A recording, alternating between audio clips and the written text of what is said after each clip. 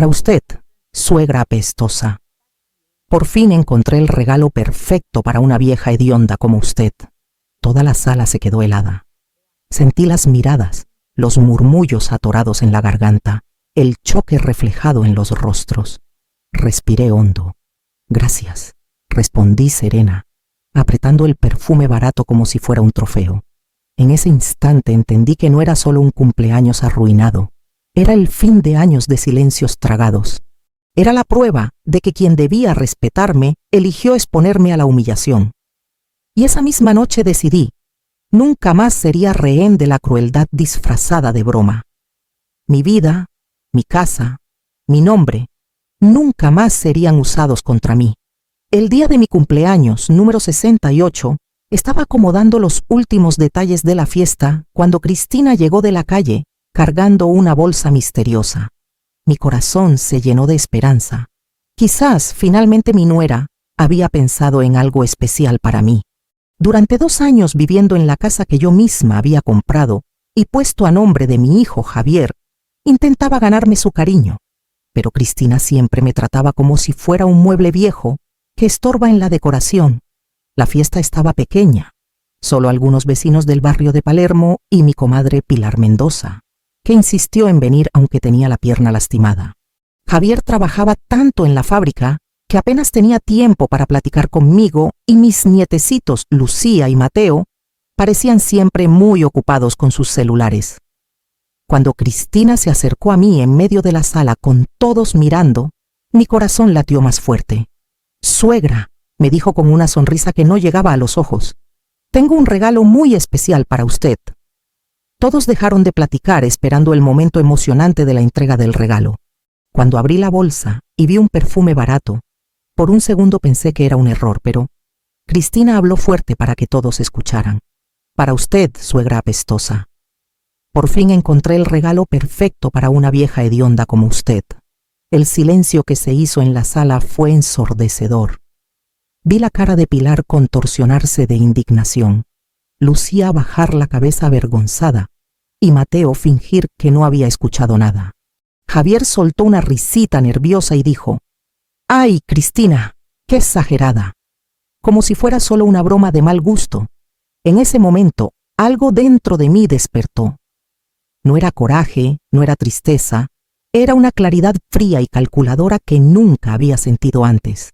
Tomé el perfume con las manos firmes, le sonreí a Cristina y le dije, «Gracias, mijita, es exactamente lo que necesitaba». Pero lo que ella no sabía era que al día siguiente sería ella quien necesitaría buscar un lugar a donde ir.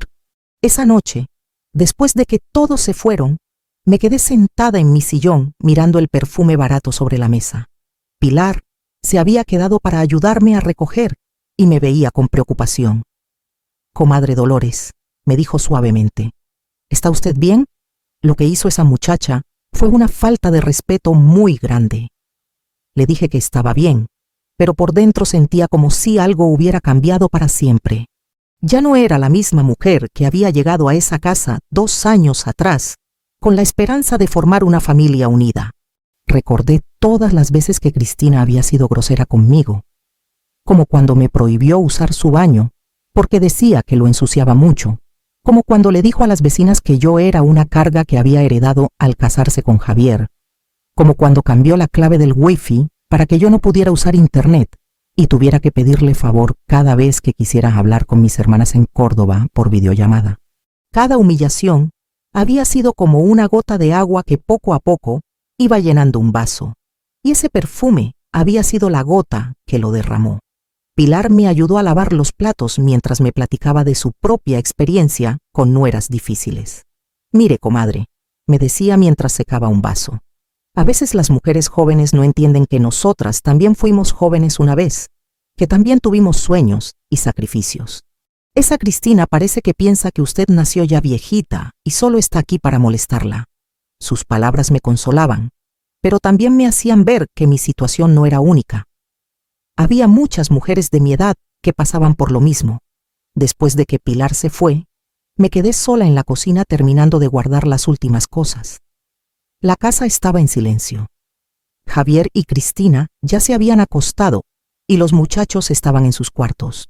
Era una casa grande de 3 recámaras con un patio trasero donde yo cultivaba mis plantas de chile y cilantro. Una casa que había comprado con el dinero que mi difunto esposo Fernando me había dejado, pensando que sería el hogar perfecto para que mi familia creciera y fuera feliz. Qué equivocada había estado. Me fui a mi cuarto que quedaba junto al de los muchachos y me senté en la cama a pensar. En la pared tenía colgadas fotos de cuando Javier era niño, de mi matrimonio con Fernando, de los primeros años cuando éramos pobres, pero muy felices en nuestro departamentito del barrio de San Telmo. Fernando había trabajado de mecánico toda su vida, levantándose a las 5 de la mañana para llegar temprano al taller. Yo trabajaba limpiando casas en los barrios ricos como Barrio de Belgrano y Barrio Norte, ahorrando peso por peso para darle una buena educación a Javier. Cuando Fernando murió hace 5 años, me quedé con una modesta herencia, la casa pequeña donde habíamos vivido toda la vida, unos ahorros guardados debajo del colchón y el dinero del seguro de vida. Javier acababa de casarse con Cristina y me suplicó que los ayudara a comprar una casa más grande porque ella estaba embarazada de Lucía y necesitaban más espacio. Vendí mi casita, junté todo mi dinero y compré esta casa pensando que viviríamos todos juntos como una familia feliz. Pero desde el primer día, Cristina dejó claro que yo era una visita mal recibida en mi propia casa. Cambió toda la decoración sin preguntarme, me asignó el cuarto más pequeño, me puso horarios para usar la lavadora y la cocina. Cuando protesté con Javier, él me dijo que fuera paciente, que Cristina estaba estresada con el embarazo y que las cosas mejorarían con el tiempo, pero no mejoraron. Empeoraron cada vez más. 2 años después, Cristina ya ni siquiera fingía ser amable conmigo. Me hablaba como si fuera su empleada doméstica. Me criticaba la forma en que cocinaba. Se quejaba de que mis programas de televisión eran muy ruidosos. Javier trabajaba tanto que casi nunca estaba en casa para ver cómo me trataba su esposa. Y cuando yo le platicaba lo que pasaba, él siempre decía que seguramente era un malentendido, que Cristina era una buena mujer y que yo debía estar exagerando. Esa noche, acostada en mi cama, decidí que ya era suficiente. No podía seguir viviendo así, sintiéndome como una intrusa en la casa que yo misma había pagado. No podía seguir aceptando humillaciones solo para mantener la paz familiar. Fernando siempre me decía que yo era una mujer fuerte, que había salido adelante sola cuando él murió, que no debía dejar que nadie me faltara al respeto. Era hora de recordar quién era yo realmente. A la mañana siguiente, muy temprano, me levanté antes que todos y me fui al escritorio donde guardaba los documentos importantes de la familia. Hacía 2 años, cuando Javier estaba desesperado con las deudas de su boda y el nacimiento de Mateo, fui yo quien vendió mi casita y compró esta más grande para que él, Cristina y los niños pudieran vivir cómodamente. Puse todo a nombre de él porque confiaba en mi hijo, porque pensé que sería lo correcto. Ahora, viendo la escritura, me di cuenta de que había una cláusula que yo misma había exigido en ese entonces. La casa permanecería a mi nombre hasta que Javier pagara una deuda simbólica de 500,000 pesos que tenía conmigo. En ese momento recordé claramente la conversación que tuve con el licenciado Campos cuando estábamos haciendo los papeles. Señora Dolores, me había dicho, ¿está usted segura de que quiere poner esta cláusula? Es un poco complicada. Yo le había respondido que sí, que quería protegerme por si acaso las cosas no salían como yo esperaba. Qué sabia había sido sin darme cuenta. Recordé todos los momentos en que traté de ser una buena suegra para Cristina. Cocinaba sus comidas favoritas, mole poblano, pozole rojo, chiles en nogada. Cuando era temporada cuidaba a los niños cuando ella quería salir con sus amigas los fines de semana. Nunca me quejé cuando reorganizaba toda la casa sin consultarme, cuando invitaba a su familia de Rosario sin avisarme, cuando usaba mi dinero de la despensa para comprarse ropa nueva, pero nada, nunca fue suficiente. Ella siempre hablaba de mí con sus amigas como si fuera un problema que había heredado. Decía a los niños que no se encariñaran mucho con la abuela porque las personas viejas dan mucho trabajo. La semana pasada había escuchado cuando le dijo a Javier que yo estaba estorbando la vida de la familia y que era hora de meterme en un asilo de ancianos en Barrio de Flores. Mi amor, le había dicho mientras lavaba los platos después de la cena. Ya tu mamá está muy grande, ya no puede cuidarse sola. Sería mejor para todos si la pusiéramos en un lugar donde la cuiden bien. Javier se había sentido incómodo con la conversación, pero no me defendió. Solo dijo que tal vez sería bueno checar qué opciones había disponibles durante el desayuno. Cuando Cristina comentó casualmente que había marcado a un asilo en Barrio de Caballito solo para echar un vistazo, finalmente entendí que la humillación de ayer no había sido un momento de coraje. Era parte de un plan para hacerme sentir tan indeseada que yo misma pidiera irme. Javier se veía incómodo con la conversación, pero no me defendió. Dijo nada más que tal vez sí estaría bueno echar un vistazo a las opciones. Lucía trató de protestar diciendo que no quería que me fuera, pero Cristina rápidamente cambió de tema. En la tarde, cuando todos salieron, Javier al trabajo, Cristina al mercado de San Telmo y los muchachos a la escuela, marqué a mi abogado, el licenciado Torres Ruiz, el mismo que había cuidado la compra de la casa. Le expliqué la situación y me dijo algo que cambió todo. Señora Dolores, técnicamente usted todavía es la propietaria legal de esta casa. Su hijo solo recibirá la escritura definitiva cuando liquide esa deuda simbólica. En ese momento supe exactamente lo que tenía que hacer. Cristina quería verme lejos, pues tendría su deseo cumplido, pero de una forma que nunca se imaginó. Durante el resto de la tarde comencé a planear mi estrategia. No era una venganza, era justicia. Era recuperar mi dignidad y mi derecho a ser respetada en mi propia casa. Si Cristina pensaba que podía humillarme delante de todos y después deshacerse de mí como si fuera basura, estaba muy equivocada. Yo había trabajado toda mi vida, había criado a mi hijo con sacrificio, había perdido a mi esposo y ahora había llegado el momento de demostrar que Dolores Navarro no era una viejita indefensa que se dejaba pisotear. Esa noche, durante la cena, observé a cada miembro de la familia con otros ojos. Javier hablaba del trabajo en la fábrica con entusiasmo, sin darse cuenta de la tensión entre su mamá y su esposa. Lucía y Mateo jugaban y se reían ajenos a los conflictos de los adultos. Cristina comía en silencio, evitando mi mirada. Después de la cena, cuando estaba ayudando a arreglar la cocina, Cristina se me acercó. Habló bajito para que nadie escuchara y me dijo que esperaba que yo no fuera a hacer algo precipitado, que sería mejor para todos si olvidaba nuestra plática de la mañana y volviera a actuar normal. La miré con una sonrisa serena y le dije: Cristina, todavía no entiendes. Ya no voy a fingir que todo está bien. Ya no voy a aceptar que me traten como un problema que hay que resolver. Tú creaste esta situación. Ahora vas a tener que vivir con las consecuencias. Ella trató de argumentar.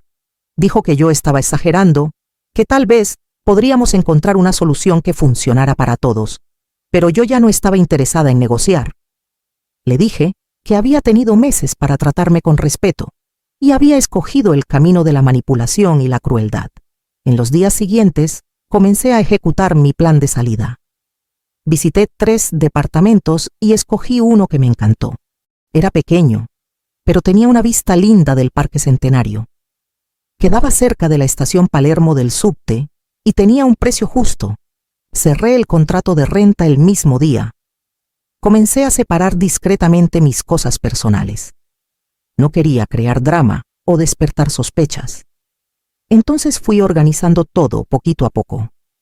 Separé documentos importantes, fotos de familia, ropa esencial y algunos objetos que tenían valor sentimental. Pilar me ayudó a comprar muebles básicos para el departamento. Nada muy elaborado, solo lo esencial. Una cama, un ropero, una mesa pequeña, 2 sillas y algunos trastes de cocina. Queríamos que el lugar estuviera listo para cuando yo decidiera mudarme. Durante este periodo me di cuenta de que Cristina estaba poniéndose cada vez más nerviosa. Tal vez presentía que algo estaba cambiando, pero no sabía exactamente qué. Un día, cuando estaba guardando discretamente algunas fotos viejas en una caja, Lucía me encontró en mi cuarto. «Abuela», me preguntó con esa voz dulce que tenía, ¿Está usted empacando? Le dije que solo estaba organizando mis cosas, que tenía muchas fotos repetidas y quería regalar algunas a mis hermanas. Ella me abrazó y me dijo: Abuela, yo no quiero que se vaya. Usted es la única que me ayuda con las tareas de matemáticas y que me hace quesadillas como a mí me gustan. Ese abrazo me partió el corazón, pero también me dio más fuerza para seguir adelante. Mis nietos merecían crecer en una familia donde se respetara a los mayores, no en una casa donde la abuela era tratada como estorbo. Mateo, aunque era más callado que su hermana, también se me acercó esa semana. Abuela, me dijo mientras veíamos la televisión juntos, ¿por qué mi mamá le habló así el día de su cumpleaños? Mi maestro dice que siempre hay que respetar a los abuelitos. Le expliqué que a veces los adultos decimos cosas cuando estamos estresados, pero que lo importante era que él siempre recordara tratar a todas las personas con respeto, especialmente a los mayores. Yo siempre la voy a respetar, abuela, me dijo, y me dio un beso en la mejilla. El viernes por la noche, después de la cena, Javier recibió una llamada del licenciado Torres Ruiz informándole sobre la cobranza de la deuda. Vi a mi hijo ponerse pálido mientras escuchaba los detalles legales. Cuando colgó, me miró con una expresión confundida y me preguntó: Mamá, ¿qué es esa historia de deuda vencida? Cristina, que estaba pintándose las uñas en el sillón, levantó la cabeza interesada. Yo respondí tranquilamente: es exactamente lo que escuchaste, Javier. Tienen 30 días para pagarme los 500,000 pesos que me deben o devolverme mi casa. El silencio que siguió fue aún más profundo que aquel de mi cumpleaños. Cristina explotó como yo esperaba que lo haría. Gritó que yo estaba siendo ridícula, que no podía simplemente correr a la familia por una bromita sin importancia. Javier trató de mediar la situación pidiendo que habláramos con calma, prometiendo que Cristina se disculparía como debía ser, pero yo ya no estaba interesada en disculpas vacías o promesas que durarían solo hasta la próxima humillación. Expliqué que durante 2 años traté de ser parte de esa familia, pero siempre fui tratada como un estorbo que debía ser tolerado. Cristina, le dije mirándola directamente, conseguiste lo que querías. Ya no voy a estorbar la vida de la familia, pero tampoco voy a seguir manteniendo la falta de respeto de ustedes. Javier trató de argumentar que él nunca me había faltado al respeto, pero le recordé todas las veces que se quedó callado mientras Cristina me humillaba, todas las ocasiones en que escogió la paz doméstica en lugar de defender a su propia madre. Tú eres mi hijo y siempre lo serás, le dije. Pero ser madre no significa aceptar que me humillen en mi propia casa. Durante los días que siguieron, Cristina alternaba entre tratar de convencerme de que todo había sido un malentendido y hacer amenazas sobre nunca más dejarme ver a los nietos. Javier se puso desesperado cuando descubrió que 500,000 pesos era exactamente la cantidad que no tenían. Habían gastado todos los ahorros en la remodelación de la cocina y en el viaje de vacaciones a Mar del Plata del año anterior. Trataron de conseguir un préstamo, pero su situación financiera no se los permitía. Poco a poco la realidad se fue instalando. Tendrían que dejar la casa. La mañana siguiente me desperté antes que todos y me fui al escritorio donde guardaba los documentos importantes de la familia. Había pasado toda la noche pensando en cada momento que me había llevado hasta este punto. Recordé cuando Fernando y yo compramos nuestra primera casita en el barrio de San Telmo con un préstamo del banco. Éramos tan jóvenes, tan llenos de sueños. Fernando trabajaba en el taller mecánico de don Esteban desde las 6 de la mañana hasta las 8 de la noche y yo limpiaba casas en Barrio Norte y Barrio de Belgrano para juntar dinero extra. Cuando Javier nació, yo tenía apenas 23 años. Fernando se puso tan contento que se emborrachó con sus compañeros del taller y llegó a casa cantando canciones de Pedro Infante. Dolores, me decía abrazándome, ya tenemos nuestro príncipe. Este niño va a ser alguien importante en la vida. Va a estudiar en la universidad y no va a tener que trabajar con las manos como su papá. Yo lo tranquilizaba, diciéndole que no había trabajo malo, que lo importante era ser honesto y trabajador. Pero en el fondo también soñaba con que Javier tuviera más oportunidades que nosotros. Durante los primeros años de Javier, Trabajé el doble para que pudiéramos ahorrar para su educación. Limpiaba casas en la mañana y por las tardes vendía tacos de canasta en la esquina de nuestra calle. Fernando llegaba del taller cansado, pero siempre con ganas de jugar con su hijo. Los domingos íbamos al Parque Las Heras o a los bosques de Palermo con canastas de mimbre, porque no teníamos dinero para comer en restaurantes. Pero éramos felices, tan felices que a veces me dolía el pecho de tanto amor que sentía por mi familia. Javier era un niño inteligente, siempre el primero de su clase. Cuando cumplió 6 años y entró a la primaria, yo dejé de limpiar casas para poder llevarlo y recogerlo todos los días. Fernando trabajaba horas extra los sábados para compensar la pérdida de mi sueldo. Mi vida, me decía mientras contábamos el dinero de la semana. Vale la pena cualquier sacrificio si nuestro chamaco llega lejos. Y Javier sí llegó lejos. Fue el mejor estudiante de su generación. Ganó una beca para estudiar ingeniería industrial en la Universidad Autónoma. Cuando Javier se graduó, Fernando y yo lloramos de alegría en la ceremonia. Mi hijo se veía tan guapo con su toga y birrete, tan orgulloso cuando subió al escenario a recibir su título. Esa noche hicimos una fiesta en la casa con todos los vecinos. Pilar preparó mole, doña Margarita trajo tamales y don Alberto tocó su guitarra hasta muy tarde. «Órale, compadre Fernando», le decían sus amigos. «Ya tienes un ingeniero en la familia, ya la hiciste». Fernando sonreía y me guiñaba el ojo, sabiendo que todo había valido la pena. Pero los años siguientes fueron más difíciles de lo que esperábamos. Javier consiguió trabajo en una fábrica de autopartes, pero el sueldo no era tan bueno como habíamos soñado. Siguió viviendo con nosotros porque no le alcanzaba para rentar un departamento solo. Yo no me quejaba. Me gustaba tener a mi hijo cerca, cocinarle sus comidas favoritas, lavarle su ropa de trabajo.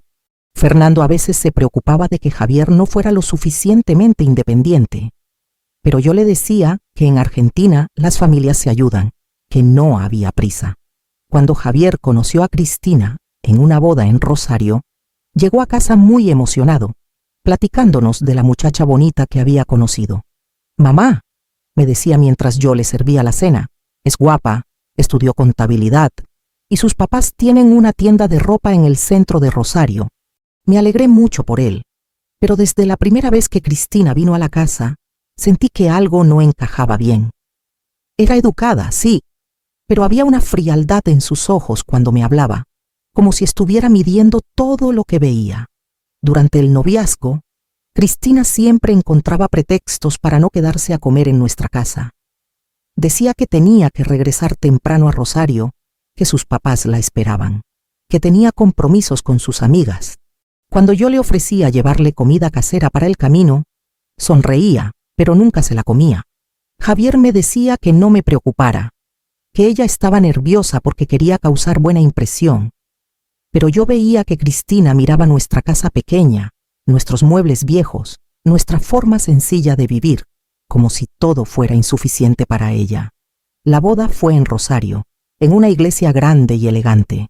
Los papás de Cristina, don Ramiro y doña Beatriz, organizaron una recepción en un salón muy lujoso, con meseros de uniforme y comida que yo nunca había probado. Fernando se sintió incómodo toda la noche, jalándose el cuello de la camisa nueva que habíamos comprado especialmente para la ocasión. «Dolores», me susurró, mientras veíamos a los invitados bailar. «Esta gente tiene mucho dinero. Espero que nuestro hijo sepa en lo que se está metiendo». Yo traté de tranquilizarlo, pero en el fondo también sentía que Javier y Cristina venían de mundos muy diferentes. Después de la boda, Javier y Cristina se fueron a vivir a un departamentito en el barrio de Recoleta, que rentaron entre los dos. Al principio todo parecía ir bien. Javier estaba feliz. Cristina había conseguido trabajo en un despacho contable y venían a visitarnos los domingos, pero poco a poco noté que las visitas se fueron haciendo menos frecuentes. Cuando yo llamaba por teléfono, Cristina siempre tenía alguna excusa, que estaban muy ocupados, que tenían planes con sus amigos, que Javier estaba cansado del trabajo. Cuando Cristina se embarazó de Lucía, Javier vino solo a darnos la noticia. Estaba emocionadísimo hablando de cómo iba a ser el mejor papá del mundo, de cómo quería que su hijo tuviera todo lo que él no había tenido.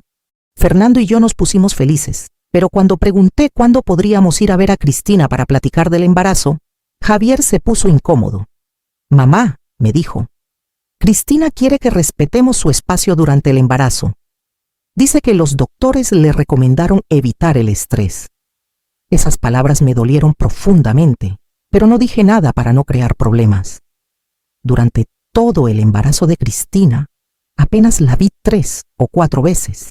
Cuando Lucía nació, Javier nos llevó al hospital a conocer a nuestra nieta. Pero Cristina apenas me dirigió la palabra. Tenía a la bebé abrazada, como si yo fuera para quitársela. Y cuando pedí cargarla un momentito, me dijo que la niña estaba muy inquieta y que mejor no. Fernando notó mi tristeza y me apretó la mano, pero yo traté de ser comprensiva. Tal vez las mamás primerizas eran así de protectoras. Cuando Lucía cumplió 1 año, las cosas se pusieron más difíciles para Javier y Cristina económicamente.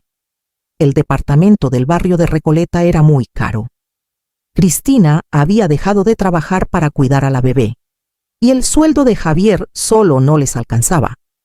Fue entonces cuando Javier vino a pedirme ayuda para comprar una casa más grande. «Mamá», me dijo sentado en la mesa de la cocina donde habíamos tenido tantas pláticas importantes, «sé que es mucho pedir, pero Cristina quiere una casa propia donde Lucía pueda crecer. Si usted nos pudiera ayudar con el enganche, yo le pago poco a poco». Fernando ya había muerto para entonces. Se nos fue de un infarto mientras dormía, tan tranquilo que ni siquiera se despertó. Yo había quedado sola en la casita del barrio de San Telmo, con el dinero del seguro de vida y los ahorros que habíamos juntado durante tantos años. Cuando Javier me pidió ayuda, no lo pensé 2 veces. Era mi hijo, mi única familia, y quería que fuera feliz. «Mejor vendo esta casa», le dije, «y compramos una casa grande donde podamos vivir todos juntos. Así yo puedo ayudar con Lucía y ustedes pueden ahorrar dinero». La cara de Javier se iluminó cuando le propuse eso. «¿En serio, mamá? ¿Haría eso por nosotros?» Yo le dije que claro, que para eso era la familia, para ayudarse. Esa misma semana fuimos a ver casas en diferentes barrios hasta que encontramos esta de 3 recámaras en el barrio de Palermo.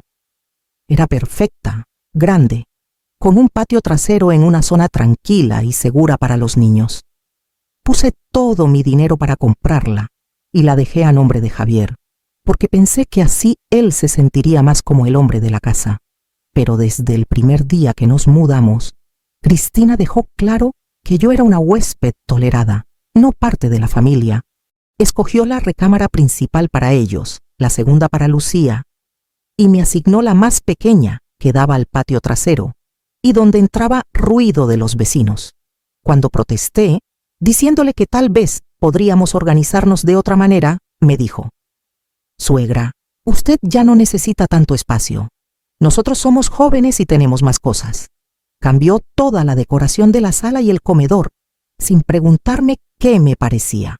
Quitó las fotos de Fernando y mías que yo había colgado en la pared principal y las puso en un rincón del pasillo donde casi no se veían. Cuando le dije que esas fotos eran importantes para mí, me contestó: «Ay, suegra, esta casa necesita verse moderna. Esas fotos tan viejas hacen que todo se vea anticuado». Javier estaba en el trabajo cuando pasó eso, y cuando se lo platiqué en la noche, me dijo que no fuera tan sensible, que Cristina solo quería que la casa se viera bonita. Los meses siguientes fueron llenos de pequeñas humillaciones que se fueron acumulando como granitos de arena. Cristina me puso horarios para usar la lavadora. Solo podía lavar mi ropa los martes y viernes en la mañana. Me dijo que no podía invitar a Pilar o a mis otras amigas a la casa porque hacían mucho ruido y molestaban a la bebé. Cambió la clave del Wi-Fi para que yo no pudiera usarlo sin pedirle permiso. Y siempre tenía alguna excusa para no dármela, que estaba ocupada, que se le había olvidado, que mejor usara mis datos del celular. En la cocina, Cristina reorganizó todo a su manera y me prohibió tocar ciertos trastes porque decía que eran para las visitas importantes. Cuando yo cocinaba algo que a Javier le gustaba mucho, como mole o cochinita pibil, Ella siempre encontraba algo que criticar, que había puesto mucho chile, que la carne estaba muy seca, que había gastado mucho en los ingredientes. Un día hice tamales de dulce porque sabía que a Lucía le gustaban, y Cristina me regañó diciéndome que no debía darle tantos dulces a la niña sin consultarle primero. Pero lo que más me dolía era cómo Cristina hablaba de mí cuando creía que yo no escuchaba. Un día estaba regando mis plantas en el patio trasero cuando oí que estaba platicando por teléfono con una de sus amigas.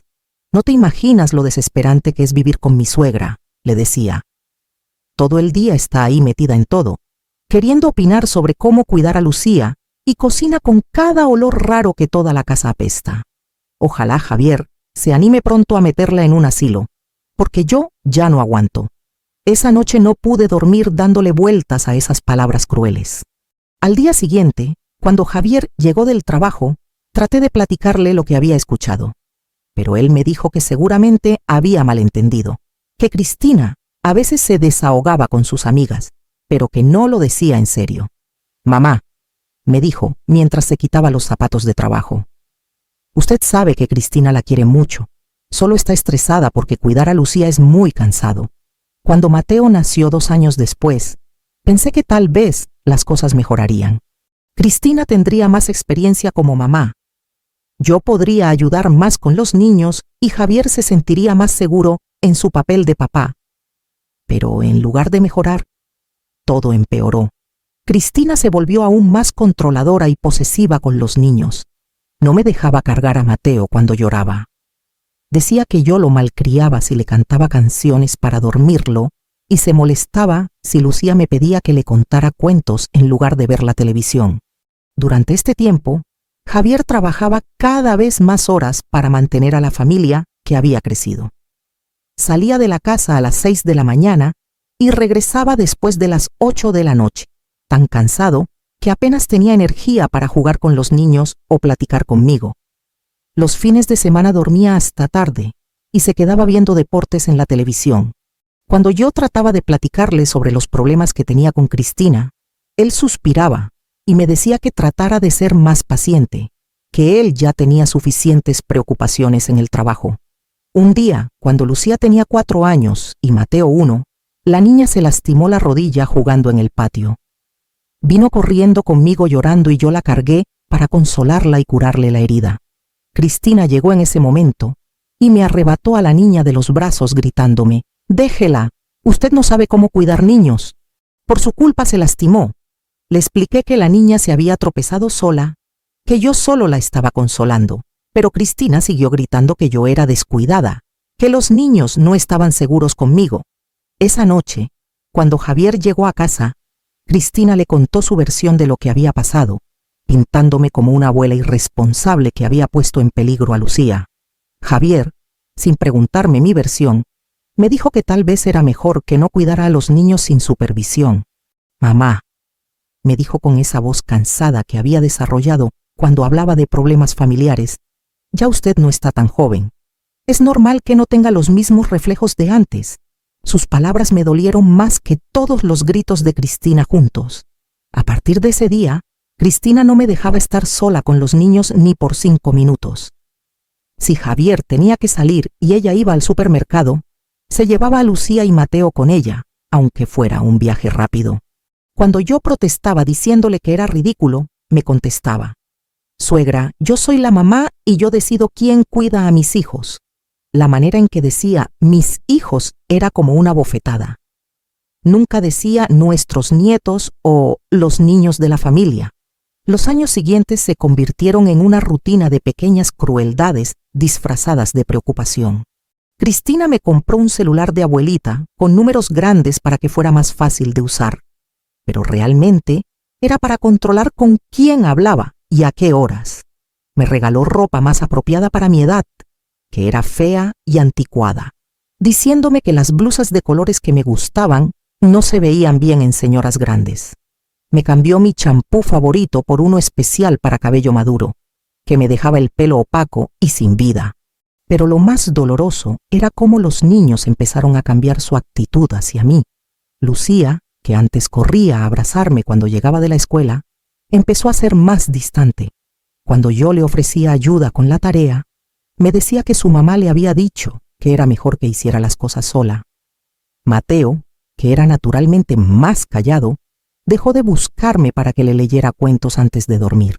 Cuando yo me acercaba a él, a veces miraba hacia donde estaba Cristina como si necesitara permiso para hablar conmigo. Durante estos años difíciles, mi único consuelo era Pilar, mi vecina y comadre de toda la vida. Ella venía a visitarme cuando Cristina no estaba y yo podía desahogarme contándole todo lo que pasaba. Comadre Dolores, me decía mientras tomábamos café en la cocina, esa muchacha la está maltratando de a poquito. Está usando técnicas para aislarla de su propia familia. Pilar había trabajado en un centro de salud y conocía sobre estos temas. Usted tiene que defenderse, me insistía, porque si no lo hace, va a terminar creyendo que se merece este maltrato.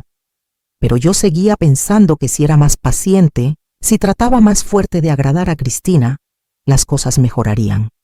Cocinaba sus platillos favoritos, aunque a mí no me gustaran.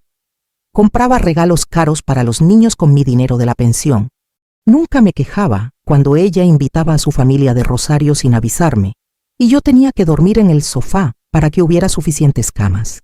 Pensaba que el amor y la persistencia eventualmente ablandarían su corazón.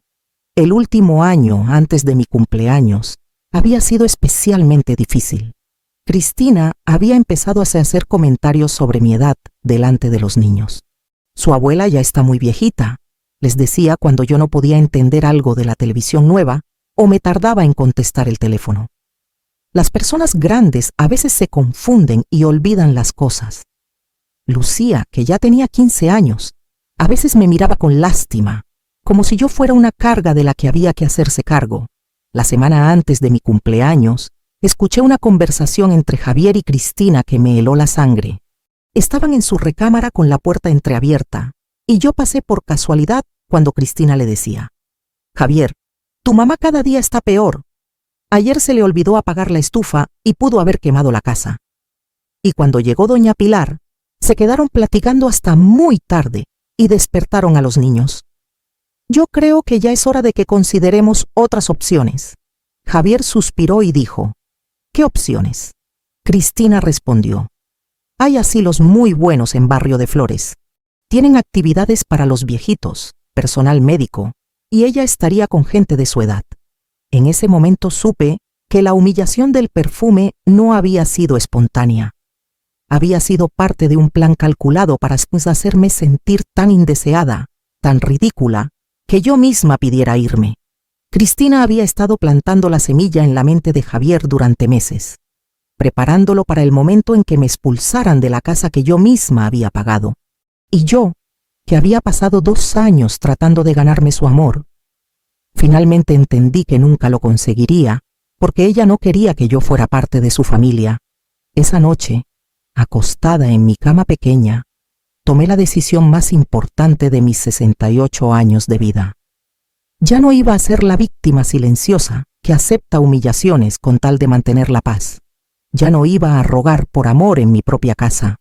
Ya no iba a permitir que me trataran como un mueble viejo que estorba. Dolores Navarro había criado a un hijo. Había trabajado toda su vida. Había perdido a su esposo con dignidad. Y ahora era tiempo de recuperar el respeto que se merecía. Costara lo que costara. Al día siguiente, mientras Cristina estaba en el salón de belleza gastando el dinero que Javier ganaba con tanto esfuerzo en la fábrica, comencé a ejecutar mi plan. Primero fui al registro civil con el licenciado Torre Ruiz y oficialicé el cobro de la deuda que Javier tenía conmigo. Por el contrato, él tendría 30 días para pagar los 500,000 pesos o la casa volvería definitivamente a mi nombre. Después, renté un departamento pequeño pero acogedor del otro lado de la ciudad, lejos de toda esa amargura. Durante la semana comencé a llevar discretamente mis cosas más importantes al departamento nuevo. Pilar Mendoza, mi comadre, me ayudó sin hacer preguntas. Había presenciado la humillación del cumpleaños y entendía perfectamente lo que yo estaba haciendo. Llevé mis documentos, mis fotos de familia, algunas ropas y los pocos objetos que realmente importaban para mí. Dejé todos los muebles caros porque ya no los necesitaría en mi nueva vida. El viernes por la noche, después de la cena, Javier recibió la llamada del licenciado Torres Ruiz. Vi cómo su cara cambiaba de color mientras el abogado le explicaba los términos legales de la deuda. Cuando colgó, se quedó mirándome como si estuviera viendo a una desconocida. «Mamá», me dijo con voz temblorosa, «¿qué es esa historia de deuda vencida y 30 días para pagar 500,000 pesos?» Cristina, que estaba viendo la televisión, se levantó del sillón de un salto. «¿Cómo que deuda? ¿De qué está hablando?». Yo respondí con calma, explicándoles que cuando compramos la casa había quedado estipulado que Javier me pagaría 500,000 pesos por mi inversión. Era una deuda simbólica que nunca había cobrado, pero que ahora, después de 2 años de humillaciones, había decidido hacer efectiva. Tienen 30 días para pagarme o la casa vuelve a ser completamente mía. El silencio que siguió fue tan profundo que podía escuchar mi propio corazón latiendo. Cristina fue la primera en reaccionar como era de esperarse. «Esto es ridículo», gritó. «No puede hacer esto. Esta es nuestra casa. Aquí viven sus nietos». Le respondí que efectivamente era mi casa, que yo la había pagado con el dinero que Fernando y yo habíamos ahorrado durante toda nuestra vida, que la había puesto a nombre de Javier confiando en que me tratarían con respeto y que ese respeto nunca llegó. Javier trató de mediar, de calmar la situación. «Mamá, por favor, podemos hablar de esto. Cristina se va a disculpar como debe ser. Podemos arreglar las cosas sin llegar a extremos». Pero yo ya no estaba interesada en disculpas vacías. «Javier», le dije mirándolo a los ojos, «durante 2 años traté de ser parte de esta familia. Me tragué cada humillación, cada falta de respeto, cada comentario cruel, esperando que las cosas mejoraran. Pero nunca mejoraron. Ustedes decidieron que yo era un estorbo y ahora van a aprender que ese estorbo era quien mantenía el techo sobre sus cabezas». Cristina explotó en llanto y gritos, diciendo que yo era una vieja cruel, que cómo podía hacerle eso a mi propia familia, que los niños sufrirían por mi culpa. «Usted solo quiere venganza por una bromita», gritaba. «Es una vieja rencorosa y amargada». Le dije que no era venganza, era justicia. Era recuperar mi dignidad. Y que si ella pensaba que humillarme delante de todos con un perfume barato había sido una bromita, entonces realmente no entendía el daño que había causado. Lucía y Mateo salieron de sus cuartos al escuchar los gritos. Lucía tenía lágrimas en los ojos. «Abuela», me dijo, «¿de verdad nos va a correr de la casa?». Le expliqué que no los estaba corriendo, que simplemente estaba cobrando una deuda legítima que sus padres tenían conmigo. Si tus papás pueden pagar, pueden quedarse. Si no pueden, tendrán que buscar otro lugar. Mateo me miraba con esa mirada de niño confundido que no entiende por qué los adultos se pelean. «Pero abuela, ya no nos quiere». Su pregunta me partió el corazón, pero mantuve la compostura. «Los quiero muchísimo, mi amor. Pero quererlos no significa que tenga que aceptar que me falten al respeto. Algún día, cuando sean grandes, entenderán que a veces hay que defenderse, aunque duela». Durante los días siguientes, la casa se convirtió en un campo de batalla. Cristina alternaba entre el llanto dramático y las amenazas. Me decía que nunca más vería a los nietos, que le contaría a toda la familia lo mala que era yo, que me arrepentiría de haberlos tratado así. Javier se sumió en la desesperación tratando de conseguir el dinero. Fue a bancos a pedir préstamos, pero su situación financiera no era buena. Habían gastado todos sus ahorros en la remodelación de la cocina que Cristina había insistido en hacer, en el viaje de vacaciones a Mar del Plata, en la televisión nueva de 60 pulgadas, en los celulares de última generación para los niños. Don Ramiro y doña Beatriz, los papás de Cristina, vinieron desde Rosario para tratar de convencerme de que reconsiderara mi decisión. Llegaron con esa actitud de gente que está acostumbrada a que las cosas se resuelvan con su dinero. «Señora Dolores», me dijo don Ramiro con voz condescendiente, «¿no le parece que está exagerando un poco? Las familias tienen problemas, pero se resuelven hablando, no con amenazas legales.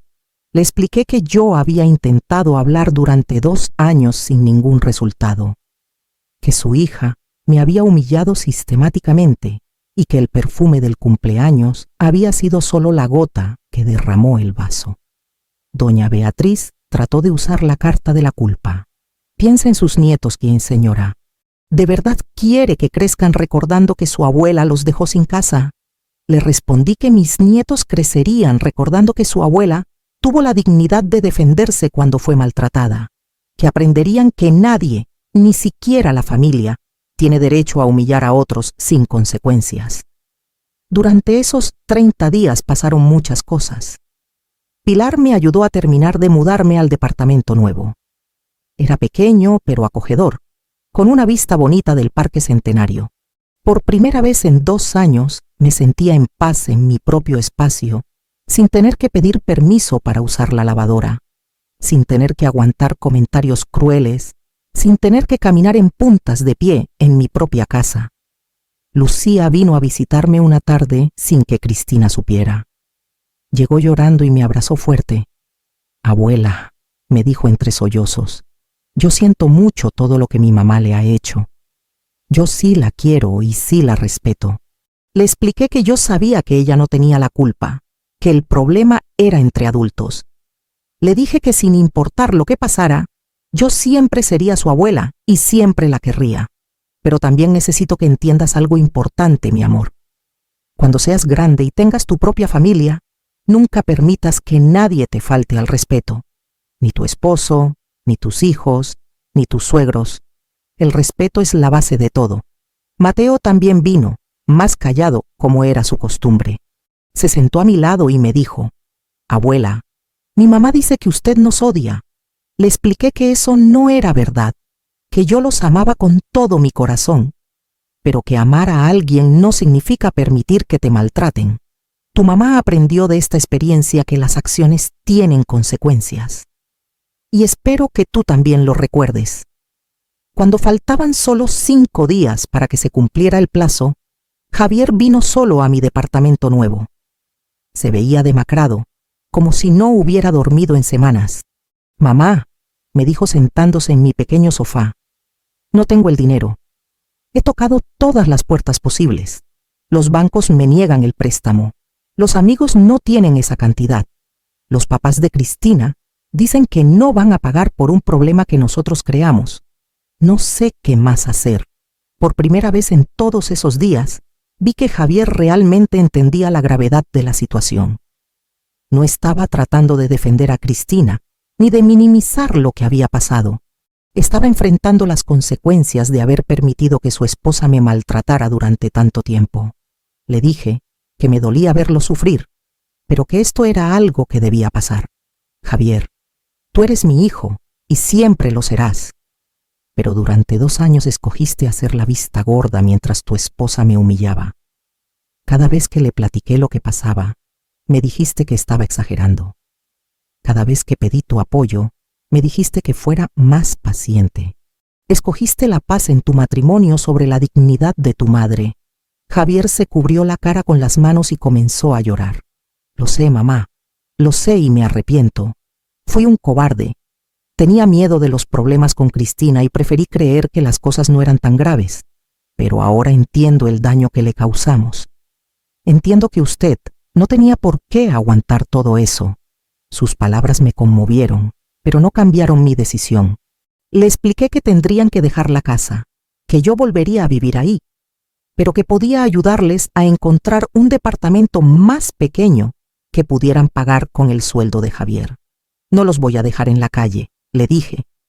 «Soy su madre y no soy cruel, pero tampoco voy a seguir manteniendo una situación donde no me respetan». «¿Y Cristina?», me preguntó. «¿Usted cree que ella aprendió algo de todo esto?». Le respondí que no lo sabía, que eso dependía de ella. «Lo que sí sé es que aprendiste que cuando permites que alguien maltrate a las personas que amas, eventualmente pagas las consecuencias». Los últimos días antes de que se cumpliera el plazo fueron de mucho movimiento. Javier y Cristina encontraron un departamento en el barrio de Núñez, más pequeño y más alejado, pero que podían pagar con su presupuesto. Cristina seguía sin hablarme. pero ya no gritaba ni hacía escenas dramáticas. Había una resignación en su actitud que indicaba que finalmente había entendido que no había vuelta atrás. El día de la mudanza, fui a la casa para supervisar que se llevaran solo sus cosas y no las mías. Cristina me miraba con odio, pero no dijo nada. Javier se veía triste, pero aceptaba la situación con madurez. Los niños estaban confundidos, empacando sus juguetes y sus libros sin entender completamente por qué tenían que dejar la casa que consideraban su hogar. Cuando terminaron de cargar el camión de mudanzas, Javier se acercó a mí. «Mamá», me dijo, «sé que las cosas no van a volver a ser como antes, pero espero que con el tiempo pueda perdonarnos y podamos reconstruir nuestra relación». Le dije que el tiempo lo diría, que el perdón no se daba de un día para otro, pero que la puerta de mi corazón no estaba cerrada completamente. Solo espero que de ahora en adelante me trates con el respeto que merezco. Soy tu madre, no un estorbo del que hay que deshacerse. Cristina, que había estado escuchando desde lejos, se acercó. Por primera vez en 2 años, la vi verdaderamente humillada.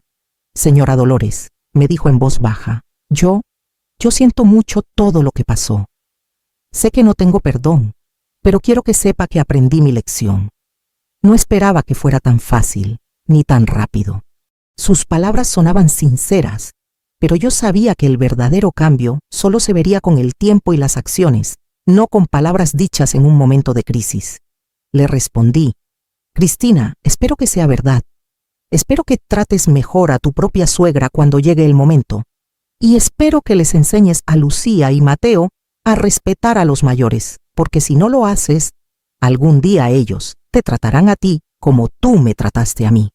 Después de que se fueron, me quedé sola en la casa que finalmente era completamente mía. Caminé por cada habitación sintiendo una mezcla de tristeza y liberación. Tristeza por la familia que había imaginado y que nunca fue. Liberación por recuperar mi espacio y mi dignidad. Esa noche, Pilar vino a acompañarme. Trajimos comida china y nos sentamos en la sala a platicar. «Comadre Dolores», me dijo levantando su vaso de refresco en un brindis, «usted hizo lo correcto. Fue difícil, fue doloroso, pero fue lo correcto. Nadie tiene derecho a maltratarla, ni siquiera su propia familia.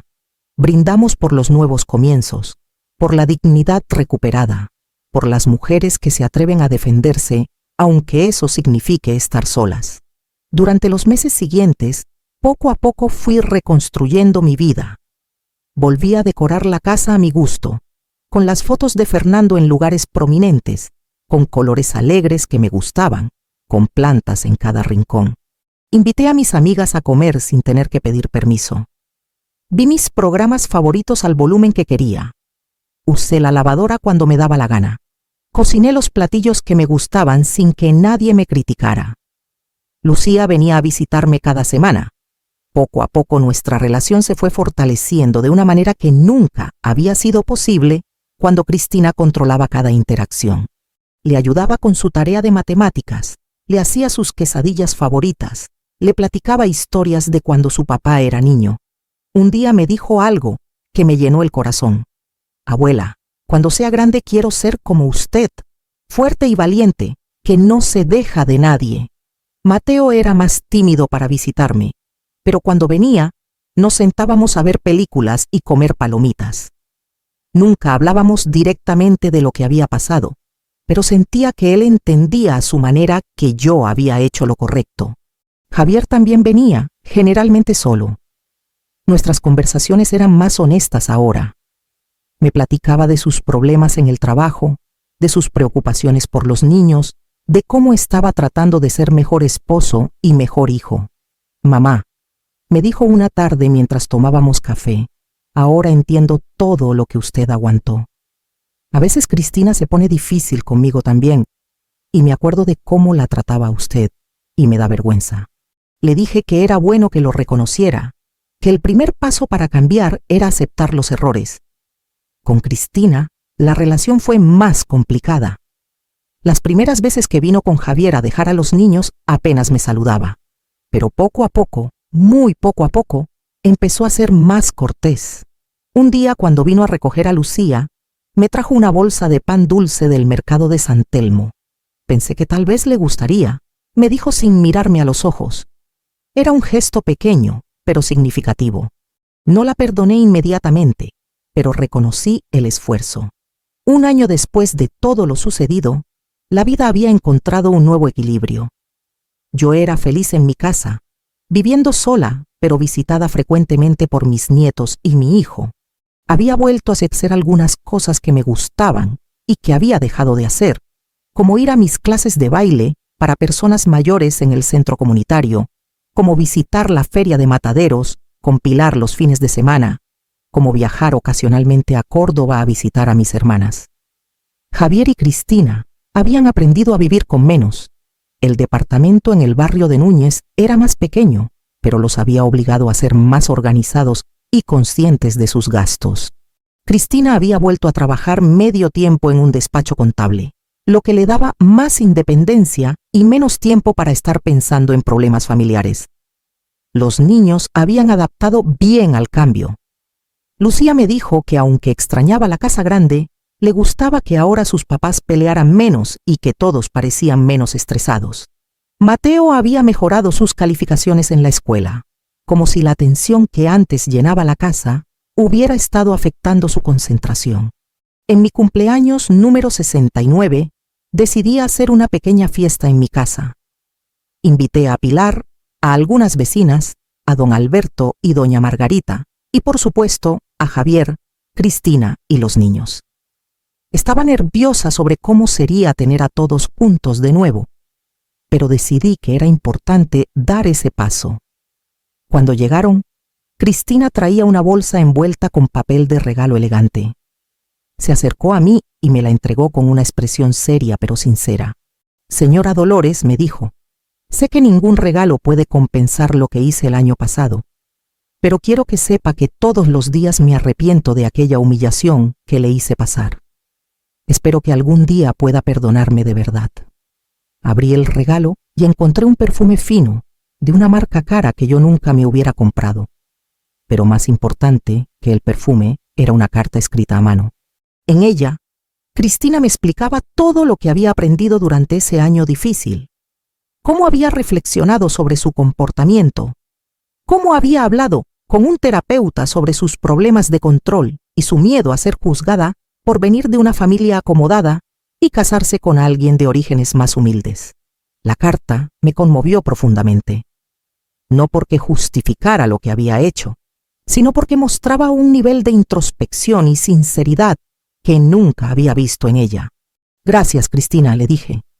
El perdón es un proceso, no un momento, pero aprecio mucho este gesto y tu honestidad. Durante la fiesta, observé a mi familia interactuar de una manera diferente. Javier ayudaba en la cocina sin que nadie se lo pidiera. Cristina platicaba con Pilar sobre recetas de cocina sin esa actitud altanera que solía tener. Lucía y Mateo corrían por el patio jugando sin la tensión que antes siempre estaba presente. Cuando llegó el momento del pastel, todos cantaron las mañanitas con mucho cariño. Lucía me abrazó fuerte y me dijo, «Abuela, este año sí fue un cumpleaños feliz, ¿verdad?» Le dije que sí, que este año había sido diferente porque todos habíamos aprendido lecciones importantes. Más tarde, cuando solo quedábamos Javier, Cristina y yo recogiendo la cocina, tuvimos una conversación que había estado pendiente. «Mamá», me dijo Javier, «quiero que sepa que Cristina y yo hemos estado ahorrando. Queremos pagarle esos 500,000 pesos, no porque tengamos que hacerlo legalmente, porque ya no, sino porque es lo correcto. Tardará tiempo, pero queremos hacerlo». Le dije que no era necesario, que la deuda había servido su propósito de enseñarles una lección. Quédense con ese dinero para los nietos, para su educación. Pero Javier insistió, «No, mamá, esto es importante para nosotros. Queremos demostrarle con acciones, no solo con palabras, que valoramos todo lo que ha hecho por nosotros». Cristina asintió. «Señora Dolores, también queremos proponerle algo. Cuando terminemos de pagar la deuda, nos gustaría que considerara poner la casa a nombre de los nietos, con la condición de que usted pueda vivir aquí mientras quiera. Así ellos tendrán un patrimonio asegurado y usted nunca más tendrá que preocuparse de que alguien la haga sentir que no es bienvenida en su propia casa. La propuesta me sorprendió gratamente. Mostraba un nivel de planificación y consideración que antes nunca había existido. Lo pensaré, les dije. Pero gracias por la propuesta. Muestra que realmente han madurado. Esa noche, después de que todos se fueron, me senté en mi sillón favorito con una taza de té de manzanilla y reflexioné sobre todo lo que había pasado en un año. Había perdido la ilusión de la familia perfecta que había imaginado, pero había ganado algo más valioso: mi dignidad, mi paz mental y el respeto de las personas que me rodeaban. Pensé en Fernando y en cómo estaría orgulloso de ver que su Dolores no había permitido que la pisotearan. Pensé en todas las mujeres de mi edad que estaban pasando por situaciones similares, tragándose humillaciones por miedo a quedarse solas o a romper la familia. Deseé que todas encontraran la fuerza que yo había encontrado para defenderse. El perfume barato del año anterior seguía guardado en un cajón de mi cuarto. Nunca lo había usado, ni lo usaría.